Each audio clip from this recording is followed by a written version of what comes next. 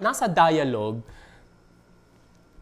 ang pagde-define ng estilo, ng setting, ng atmosphere, ng mood, ng character, at saka ng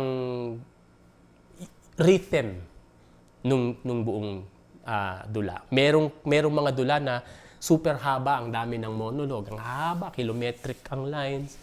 Meron naman na napakaikli, no? Pero parang staccato, no? Oo, hindi. Hindi, oo. Mga gano'n, ano? Nasa estilo yon at kayo yung nagtatakda nun.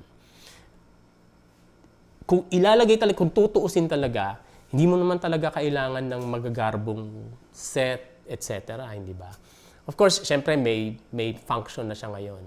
Pero yung pinaka-basic unit ng eksena, itong dalawa lang ang pwede niyong gamitin, no, sa paggawa ng isang dula.